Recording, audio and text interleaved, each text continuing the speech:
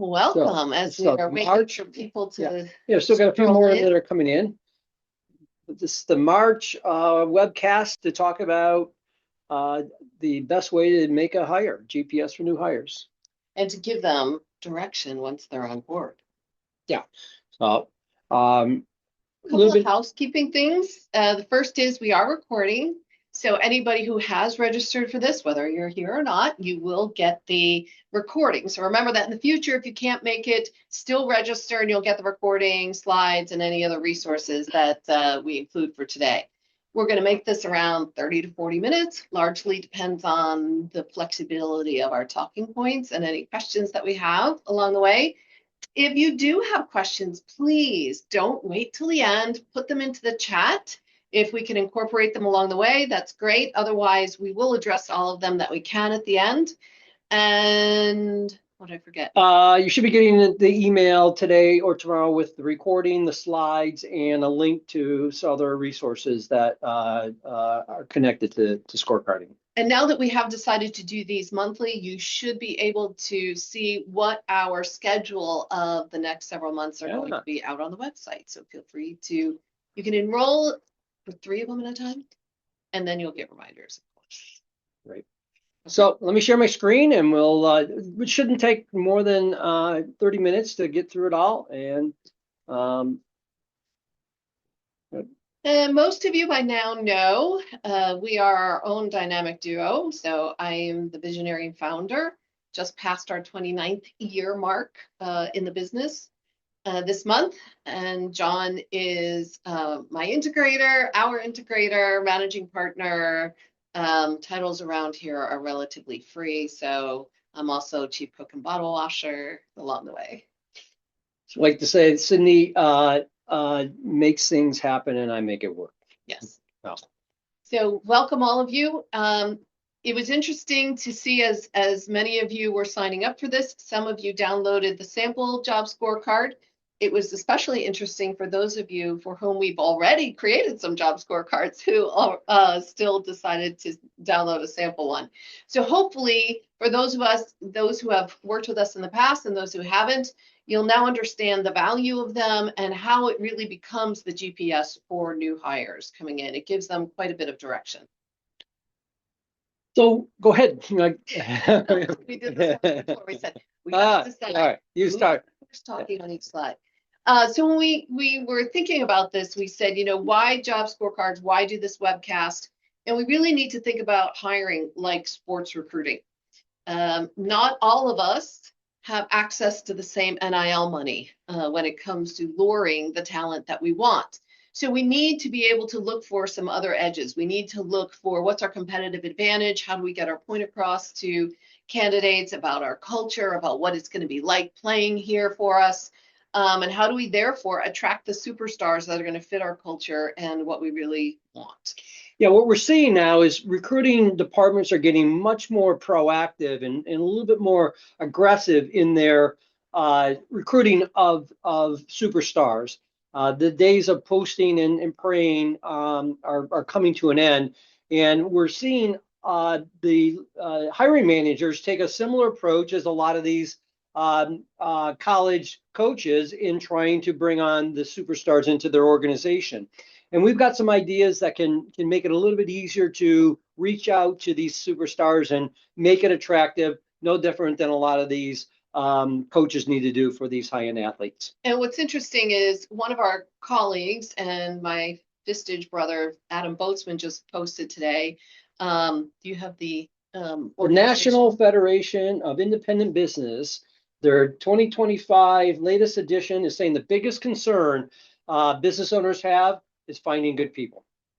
And that's coming from an accountant. So, so we all know what it's like. And without beating this analogy into the ground like a dead horse, one of the things you have to think about as we try to encourage hiring managers to become involved in the sourcing of the right candidates.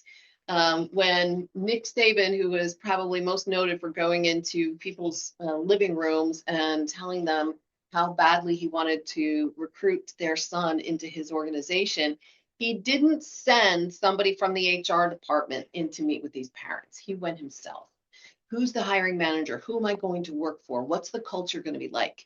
And those superstars want to hear it from the person with whom they're going to be working most closely, not just the HR person. And as a recovering HR person, I'm not saying this to demean the HR people, but we don't carry the same clout as those people who have been in that particular role. Right. Go ahead. A little bit about us. As I mentioned earlier, I started the business in Metro Detroit about 29 years ago. 10 years later, we decided we didn't want to leave all the business eggs in the Michigan basket and spent about a year trying to decide where to go. Wound up selecting North Carolina, eventually Charlotte, and the Charlotte area. We're just north of Charlotte. And we've always focused in helping our clients with selection. How do we make sure that our clients are getting superstars, right people in the right seats? And if they have that, then how do they get superstar performance out of them? How do we accelerate their performance? And a lot of that comes from the coaching, the leaders of the organization. And it's, again, no different than in sports. You just don't hire the best NFL first round draft pick and leave them to their own devices. You have conditioning coaches, you have nutritional coaches, you have all kinds of people working on strength, and there's different experts to help bring out the best in them. And both is true when we're dealing with candidates. No matter how much of a superstar you've hired, it's not done. Their journey in developing their professionalism in whatever their craft is not over. And it's up to us to continue to develop them. If you haven't checked out the Leadership Academy, drop by the website, tool around a little bit. There's lots of really great content out there in the 4 different areas. We're really happy with it. I count 5 different areas that I'm sure you find helpful. So the hiring challenge, right? We all know the unemployment rate is outrageously low. It has been, it will be, it's not going away. We're still well below the national mean. And even with many of the layoffs that are coming from federal government, it's really hard to make sure we're hiring top talent. And part of it is being patient and being diligent. At a time when you need talent the most, sometimes I hear people say, well, somebody is better than nobody. And that's not always true, because the wrong body in the place can act like a cancer cell and create more difficulty and really degrade the whole organism. So we really need to make sure that you put in a process that makes sure you're screening out those duds and that's really attracting the superstars. Yeah, and what we're gonna touch on today is one of the key components of a hiring process is a job scorecard and how you can leverage that scorecard to attract superstars, minimize your time that you would be spending with duds, and use it as a recruiting tool. It should also speed up the learning curve and get them inculcated into the organization faster. So lots of problems right now in hiring. There's a lot of really vague job descriptions, and good news, bad news, ChatGPT or some other AI device of choice can help you write a job description. And if you put in there marketing analyst, you'll get the same marketing analyst job description that everybody else is getting when they put the same thing in. So it's very difficult for candidates to discern the difference between what this organization wants or that organization wants. You all sound the same. And so they're hoping that they can kind of massage the role into what they want it to be. It makes for lots of subjectivity.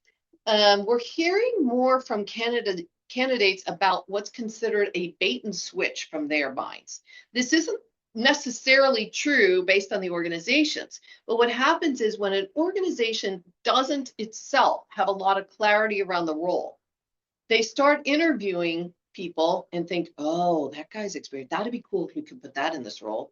And the second person comes in, oh, she did something really cool over there. We should add that into the role. And by the time you get to a few candidates down the role and you're describing the job, they're feeling like you posted for one job, you're interviewing for another, and they're feeling like it's a bait and switch, that you're not really being true to it, which makes them suspicious about the integrity of the organization. candidates get unclear, they come in thinking it's one thing, it turns into something else, and it doesn't end well for anybody. So the ChatGPT or AI has done a good job making job descriptions a little bit more meaningful and specific to what an organization is doing. So it has improved a little bit there. This whole bait and switch thing is unique, though. And I don't know if AI is having an influence on how jobs are evolving through the selection process or not, but we are hearing more and more superstars complaining about how the job is changed as they are going through the process. And that's where this whole bait and switch idea is coming from, and being promoted more and more on social media as being a problem for some organizations. We were just talking to a young person. One of our colleagues had the daughter had a horrible experience and asked if I could kind of help talk her in off the ledge or help her decide what to do. Her first couple of interviews were fantastic. And she was excited about the role. She was excited about the company. Everything seemed great. And they said, okay, you just got to meet with the COO. So she met with the COO, who looked at her singular science assessment, looked at her and said, you know, you're the complete opposite of what we need for this job, right? Why are you even here talking to me? And she was stunned. She thought the job was just what she had done in her internship someplace else. It seemed to be an idea. And she was flabbergasted. She didn't know how to respond to him. She's a whopping 22 years old. And it was another one of those bait and switches. But what the COO thought he was interviewing for was completely different than what was happening down at the actual hiring level, and made for a little bit of a dicey and prolonged situation until we could help her get some clarity around what the expectations were. So the whole idea is if you have that scorecard nailed down, you're not going to have that squishy changing job description. And everybody interviewing for everybody on the interviewing team interviewing for different things. Yeah. So job description versus job scorecard. Many of you have seen job descriptions in organizations. It's usually just quite a laundry list of all the tasks and expectations of a job, usually with and other duties as assigned down at the bottom. And it's just a list. You have no idea how much time is spent in different areas. It seems vague. It seems to include every possible task anybody could possibly encounter over the course of the job. And they're getting lengthier and lengthier as they are too. So we like scorecards. They're crisper. They're easier for candidates and new hires to get their head around. And we're going to talk a little bit about how to build them and use them. But there is a clear difference between a job description and then a formal scorecard. So here are the elements of the scorecard for us. It's important to understand when we are helping a client put this together, and I'm going to tell you about the way we do it and describe the home version as well. When we're doing it, we bring together the stakeholders of the job. Those are the people who understand what it takes to do the job well, or who are impacted if the job is done poorly. So this is actually a sample. It was a plant manager role that was actually done for one of our clients. So in the room, we had the GM, we had the accountant who was reporting to the plant controller. We had operations who was always interacting with the plant controller. And I think we had some other folks in the room. Was there sales in the room? No, but what's important about the scorecard is to group the activities that you need out of the job into 3 to 5 common categories. And you'll see in this particular example, we have a list of activities along the left side in black. And then these activities then are clustered into light categories that use similar soft skill sets to be accomplished. So when the stakeholders are together and they come up with this laundry list that you see, and then you can take a step back and say, okay, what are the 3 to 5 categories into which those tasks could be listed? It's never more than 5. And the reason is the average brain can't remember more than 5 things at any given time. And as I always say, you know this if you've ever gone to the grocery store without a shopping list. So believe it or not, when you get everybody's input and you split it into these categories, neurologically, when the brain sees them split up, it automatically processes information differently. And so it's not unusual for people to look at this and say, oh, once they're split in categories, can't believe we forgot whatever. And it allows people to move things about, add additional things. And believe it or not, everybody you have in the room will absolutely agree with what you see there. Yeah. We just had a question of whether or not the samples will be available. Absolutely. You can get it on the website. We're going to send a link out later that will have the ability to download it, and you'll be able to get a whole ebook around the scorecard when we're wrapped up here. So then it allows us to go through with the same group and come up with what is the percentage of time we believe that someone will be spending in the long haul. This is not right in the beginning, but as you look over the course of the job, this gives somebody an idea who's looking at this job. After I get up to speed and we're rocking and rolling, this is directionally where this job is going to be. This is how I should be spending my time, and these are the priorities. The priorities and percentage of time rarely line up well. Very frequently, the number one thing you do is a very small piece of the time, but if you don't do it well, it throws everything else off. And then once you have that done, you can also come up with the success factors. How will we know if the individual has done their job well enough to keep it? This allows us, after they're hired, to use this as a way to actually give people feedback as to if they're off track or on track, as you can see in the far right-hand side, giving them feedback at least once a quarter. So when you look at this from a recruiting perspective, imagine the clarity that a candidate will have coming in. One of the things that most candidates zero in on quickly is the percentage of time spent in each of the categories. As an example, we have the world's greatest office manager, who we call the Wizard of Oz. She's the woman behind the scenes who makes everything happen. And one of Anne's responsibilities is bookkeeping. It's probably her least favorite by far, but it's only 10% of the time. And she's told us time and again, when she saw it was 10% of the time, she said, I've never done bookkeeping. I don't really like working with numbers, but I can figure it out. I'm smart enough. And it's only 10% of the time. She said, had that been 40% of the time, she would have walked away from the job.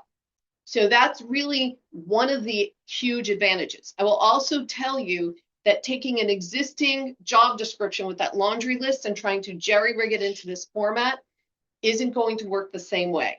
So you really want to work with bringing those stakeholders together first and getting their input.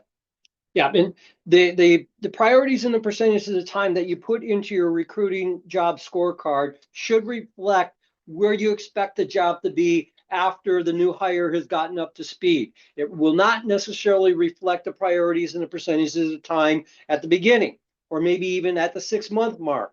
What you're trying to do with these priorities and percentages is give the candidate an idea what your expectations are for the job in the future. They want to be able to make a decision as to whether or not this is right for them. This is how you're going to be able to help them make a better decision and how to minimize making a mistake and bringing on a candidate who's not suited for what you want out of the role.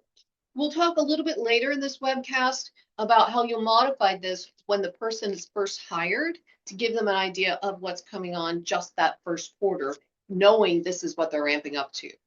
So we're creating a scorecard with stakeholder input. There's a lot of different reasons. You want the leader of this role in there to make sure the expectations and the measurables are right. Direct reports are also really critical if it's a supervisory role, because it gives those direct reports an opportunity to explain what they're hoping for from a leader. I need some mentoring, I need some growing, or I need to be challenged because I'm a more senior person in my role. What are some of those things that is needed from a leadership perspective?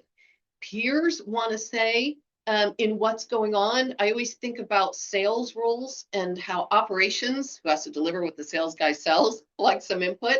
Finance always wants input into a sales role, so does customer service. And there could be others outside of this role where we need external alignment. Yeah, probably the most powerful part of building out the scorecard is including all the people who are going to be impacted by the success of the role. Obviously, the leader of the role is involved. We like to see as many people as a part of the process as possible. We've done as many as 85. 80. Well, that was an exception, but generally, 5 to 10 stakeholders in the room hammering out the job is best. The more you have, the more better the input, but the session could take a little bit longer. To build out a good scorecard is going to take a good 3 to 5 hours. But the value of having all of these stakeholders in the session is they now are invested in the success of that hire. So when that person comes on board, not only is their leader looking to make them successful, but every one of those other stakeholders are a part of that person's success. And if there hasn't been that clarity and it feels like we're rolling the dice every time we're hiring a new member of the team, oftentimes other team members are like, yeah, let's see if this guy makes it before I invest any emotion or time into this person, as opposed to being part of what this person is going to be able to contribute when they're here, with building out the scorecard and looking forward to this person's arrival. One of my biggest takeaways once was this very bizarre 85 person. We were bringing in a vice president of sales to a distributing company, and the CEO was adamant about getting the buy-in of all the field salespeople. And so we had all the field salespeople, some the area folks, and we had 85 people in the room. And I remember distinctly walking into the room, and this one young guy is just coming in with all this energy and almost a bounce in his step. And I'm like, so you ready for today? He said, I can't wait. I can't wait. I've been looking forward to this role for so long. We need it so badly. And so he was telling us about how they needed somebody out visiting the clients so they could parade somebody from corporate along with them.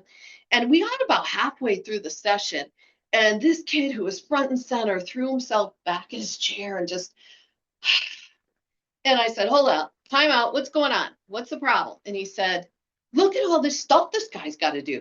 There's no way he's coming out in the field with us. And I said, well, is that a problem? And he said, well, somebody's got to do all that corporate crap. He said, so it might as well be him, but we're still not getting somebody out on the road. So it was amazing. Instead of this person being frustrated that they weren't getting what they thought they needed in the job, to have a better feel for other demands on them. Now, the CEO also realized they needed another layer of leadership that could represent corporate out there while the vice president was doing these other things. So there were a lot of great positives that came out of getting the buy-in. But imagine how disgruntled this very enthusiastic employee would have been if he didn't get input, if he didn't see what was expected in that role, and was disappointed again that he wasn't getting what he thought was an obvious support needed in the field.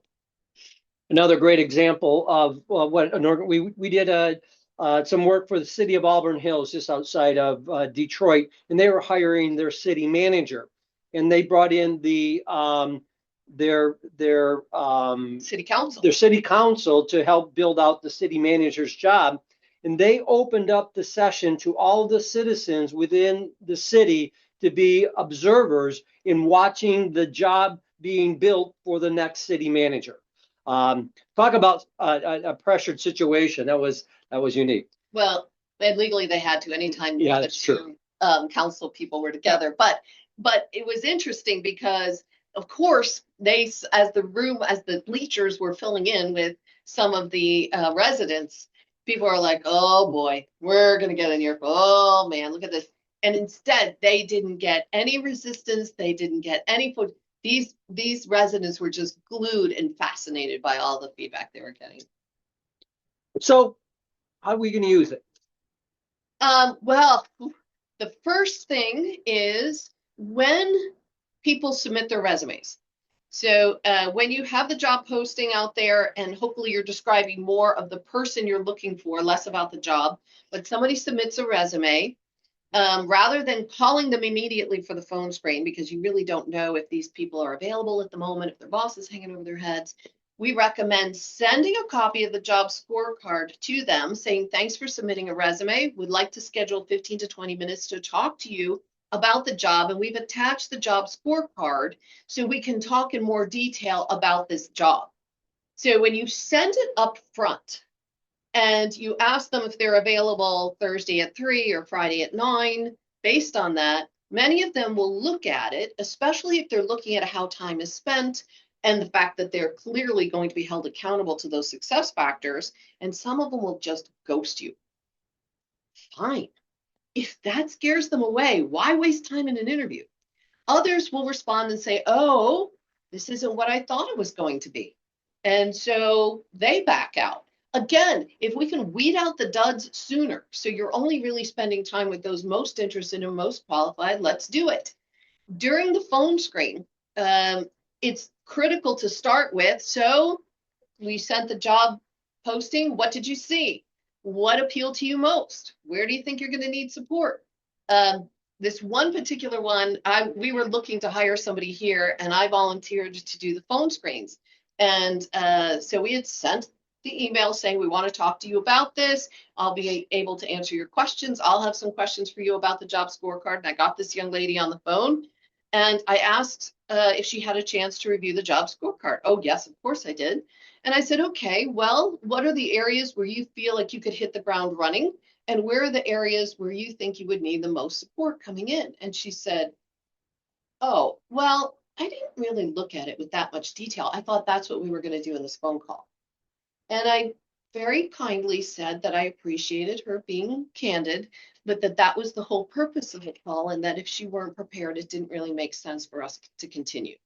This is somebody who's putting her best foot forward in the first contact, and she didn't do her homework. She didn't have enough interest to actually have reviewed the job scorecard. This is not going to get better once this person is hired. So again, I save myself time, save the rest of the team time, and that young lady as well. The most engaged candidates will bring the job scorecard with them to the interview and have their questions on it. It's just a phenomenal way of engaging candidates. And we've also had several candidates who've eliminated themselves from the process when they saw that there were success criteria that they were going to have to meet, or percentages of the time that they didn't agree with. One of the other things we always ask is, do you have any questions about the job scorecard? And if they say, no, I'm good, that is a red flag. It means that they haven't really looked at it with any thoroughness, because there's usually a line in there about demonstrating your core values. Somebody should ask what your core values are, or meeting KPIs. What are some of those KPIs? If they're not asking questions of clarity, then it may be somebody who thinks they can get by in the job on a wing and a prayer and not be taking it very seriously. One of our favorite interview questions is to ask the candidates, of these 5 categories of activities, which one is your most favorite? And they'll look through and they don't have a problem answering that. Then we ask them, of these 5, which is your least favorite? And they have a hard time answering that because they want to say, oh, I like them all. Wow. Yeah. But there's always something in there that we aren't going to be as Heck, none of us love all the things. So it's a great spot for a conversation piece for the interview. Oh, we have a couple of real world success stories. We have one client in property management who uses this tool, uses our entire process significantly. And they were hiring someone at a regional level recently who was entertaining several different positions from several different companies, and eventually came on board with our client and told them one of the primary reasons they took this job was because of the clarity there was around this role versus the other organizations they were considering. And property management probably doesn't have the greatest amount of variability from one organization to the next, but it was enough of a differentiator for her that she decided she wanted that one just because of how much clarity there was on the role, the investment the organization made in the time and the effort to put that together, and the confidence she had in knowing that she could meet those success factors in her mind relatively easily. Yeah. When this candidate found out how many of their peers and how many of the people they're going to be working with invested their time in putting their scorecard together, they were so committed to the organization, knowing that the organization had gone to such lengths to ensure success of this for this person. And then, of course, the other success story is our very own Ingrid, our storytelling specialist, who loved her job scorecard so much, she has it posted up next to her computer, and she keeps walking around saying to everybody, like, this is my dream job. This is so awesome. And she felt that way from the day she walked in, and knowing everything that she was going to get to do in her job. Not that she had to do it, the things she was going to get to do. And to know that she had that much clarity, she was hired for a very similar role at her previous employer. It was a marketing role, except that organization decided they didn't really want to be talked about, which is very hard for a storytelling specialist. So just because you think it's obvious doesn't necessarily mean it is. Go ahead. So getting started, start with a key role. Your natural inclination is going to want to get scorecards put together for every role. Remember, it takes a lot of time and energy to get a scorecard put together. Find the role that you're having the most difficulty hiring for, the role that you want to have something to attract superstars with. Use that as your starting point. This scorecard will change with the job, but get it identified for the key roles. Get your stakeholders in the rhythm of being able to create these scorecards, and then train your leaders on how to use them in the hiring process, use them during the interviewing, and use them during the recruiting process. Yeah, making sure the internal or external recruiters understand how to use the job scorecard is critical. We had one organization who was very clear on their scorecard. They needed a vice president of sales. They had a pretty decent but young sales team, and the primary role for this person was to groom and grow the existing sales team. And the external recruiter kept sending rainmakers for interviews. And eventually they kept pulling out the scorecard and said, but you understand, between supervising, managing, and then grooming these people, it was about 65% of the time was actually investing in the people who report to you. It was only 10% of the time was client facing themselves. And they finally said, yeah, the recruiter said that this didn't really matter, that they knew that the organization really needed a rainmaker. And so they kind of discredited the job scorecard. But the organization was able to stay true to what their needs were and didn't deviate from that job scorecard. And so they didn't just get seduced into hiring that rainmaker. Yeah, you raise a good point. If you are working with a recruiter or a search firm, having a scorecard helps them in their candidate engagement as well. Many recruiting companies would think they could put their own together, but we would encourage a hiring team with or without a recruiter to put together the job scorecard. And one of the other things that we recommend you do with your scorecard, whether it's a LinkedIn or an Indeed posting, include a copy of the scorecard in the job posting.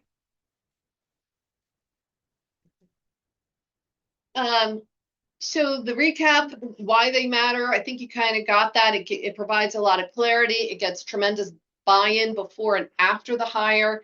When the person is brought on board, one of the first things that should happen is we take what this long-term picture is, and now we say, okay, but for the first 90 days, how should you be spending your time?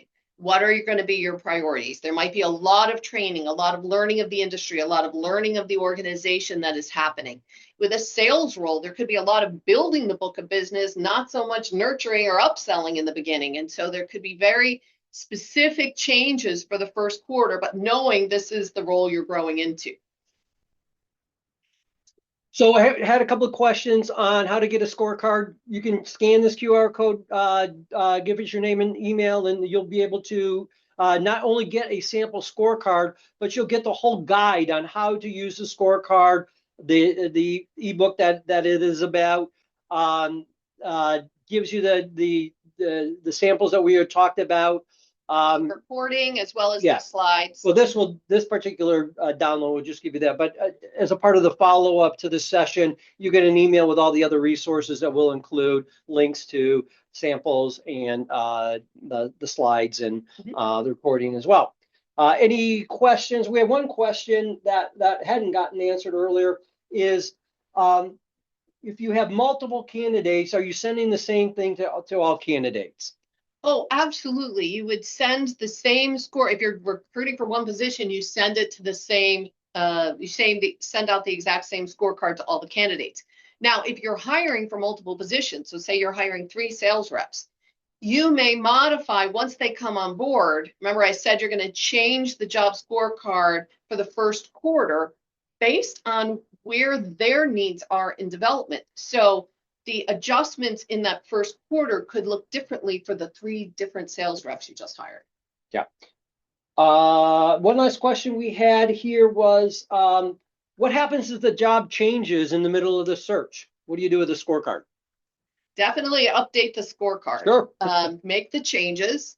And it's okay if somebody submitted a resume and you set up the timing and then you made the change and you say, just so you know, we had some conversations internally, the position has changed. Here's the update. Just make sure you're still interested in the newly defined or newly updated role. Right. A scorecard is a living, breathing document. It will not look the way it does today 6 months from now. It probably shouldn't even look the way it does today a month from now. It should be constantly updated as the organization changes, the job evolves, and the person gets into the job. The scorecard is just a way to clarify what the expectations are going to be, and those expectations should change. And so it keeps the supervisor and their direct report on the same page at all times. That's the purpose of it. Most job descriptions are defined once when you're looking for it, and never again is it updated unless a new HR person is hired and they need to give that person some busy work. Boy, did I do a lot of those in updating of personnel manuals when I was first hired. So this is unlike that job description that gets put up on the shelf. This also allows people to understand, assuming they're on track. So those success factors are all about minimum requirements necessary to keep your job. So you should see mostly green check marks in those boxes in those quarterly reviews to let people know they're moving in the right direction, and then you can add additional challenges. So as we said earlier, we're going to be bringing up leadership topics or talking about leadership topics in these webcasts every month. Next month, we're going to be talking about different parts of hiring and using assessments. In May, we're going to be talking about how to use 360s for leadership development. June is going to be on our EQ and how we can use that to develop our leaders. And then July, we're going to be talking about leadership practices and how you can get more out of your direct reports. So thanks to everybody for hanging in there this whole time, and hopefully you get a lot out of the resources we'll be sending your way shortly. And if you have any other questions in the meantime, or something bubbles up as you're reading the guide, we're here to answer any questions you want. Just reach out to either of us and we'll talk soon. All right, stay tuned.